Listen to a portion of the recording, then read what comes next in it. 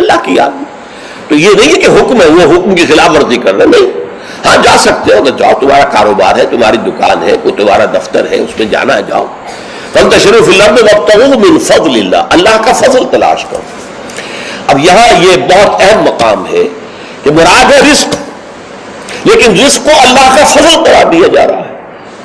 اس کو سمجھ لیجئے, یہ اسلام کا جو معاشی فلسفہ ہے, اس کے جو فلسفیانہ اصول ہیں, ان میں سے ایک اصول یہ ہے کہ چاہے محنت تم نے کی ہے, کھیت میں ہل تم نے چلایا ہے, بیج تم نے ڈالا ہے, اس کو سینچا تم نے ہے, پھر فصل جو ہے اس کی حفاظت تم نے کی ہے, پھر فصل کاٹی ہے, پھر تم دانے گھر لائے ہو, پھر ان کو پیسا ہے, پھر ان کی روٹی پکائی ہے, یہ سب کچھ تم نے کیا, لیکن اسے اللہ کا فضل سمجھو, اپنا کسب نہ سمجھو. کسب جو ہے وہ نیکی اور بدی کے لیے ہے. انسان نیکی کما رہا ہے, یہ اس کی کمائی ہے, بدی کما رہا ہے, یہ اس کی کمائی ہے. جہاں تک رزق کا تعلق ہے, یہ اللہ کا فضل ہے, اور فضل اسے کہتے ہیں جو بلا استحقاق دیا جائے, جس کا تقاضا نہ کیا جا سکے.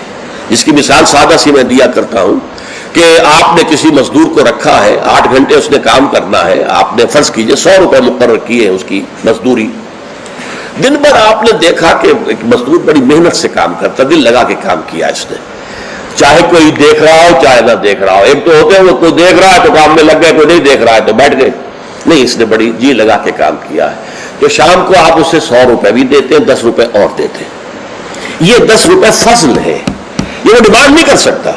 ڈیمانڈ تو 100 کر سکتا تھا, 100 طے ہوئے تھے, لیکن آپ نے اپنی طرف سے بغیر اس کے کسی قانونی استحقاق کے 10 روپے اسے دے دیے, یہ فضل ہے.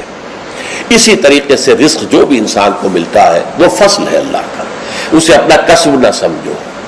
جب تم سمجھو گے یہ اللہ کا فضل ہے تو پھر دیکھو گے اللہ اس کو کس طور سے خرچ کرنا چاہتا ہے, کروانا چاہتا ہے مجھ سے, کس کس کے حقوق اللہ نے اس میں رکھے ہیں.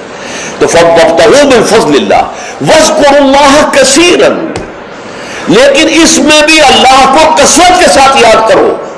یہ نہ ہو کہ مسجد میں تو اللہ کا ذکر ہوا, باہر نکل گیا تو بھول گئے, نہیں, بلکہ یہ کہ جو کام کر رہے ہو اس میں کام میں تمہارے ہاتھ مصروف ہو اور دل تمہارا جو ہے وہ اللہ کے ساتھ لگا ہوا ہو.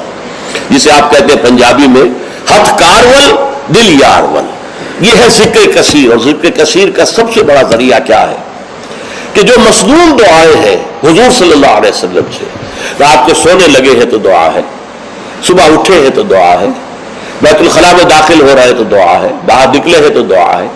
ظاہر بات ہے کوئی ایکسٹرا ٹائم تو آپ کا نہیں لگ رہا, وہ کام کر رہے ہیں آپ, لیکن ہر کام پہ کرتے. شیشہ دیکھا ہے, آئینہ دعا ہے, کپڑے بدلے ہیں دعا ہے, گھر سے نکلے ہیں مسجد کے لیے دعا ہے, مسجد میں داخل ہوئے تو دعا ہے, مسجد کے اندر تو ذکر ہے ہی ہے سارا, باہر نکلے ہیں تو دعا ہے, بازار میں داخل ہو رہے ہیں تو دعا ہے, بازار سے واپس آ رہے ہیں تو دعا, ہر کام کے لیے دعا ہے. یہ دعا جو ہے یہ ذکر کثیر کا سب سے بڑا طریقہ ہے, ذریعہ ہے, اور اس کے اندر دوہری ہے بات کہ ایک تو آپ کا اللہ سے تعلق قائم ہو گیا کہ آپ نے دعا اللہ سے کی ہے, ایک آپ کا تعلق حضور کے ساتھ قائم ہو گیا کہ آپ نے الفاظ وہ استعمال کیے جو حضور کے الفاظ ہیں. تو گویا کہ 2 نسبتیں تازہ ہو گئی جب بھی آپ نے ایک مسنون دعا پڑھی ہے. تو دعا ادعیہ مسنونہ جو ہے در حقیقت وہ دوام ذکر کا سب سے بڑا ذریعہ ہے. اس کے لیے علیحدہ سے وقت نکال کر کوئی آسن بنا کر اور کوئی ضربے لگا کر اس کی ضرورت نہیں, بلکہ ہر کام کرتے ہوئے, تو زندگی کے ہر کام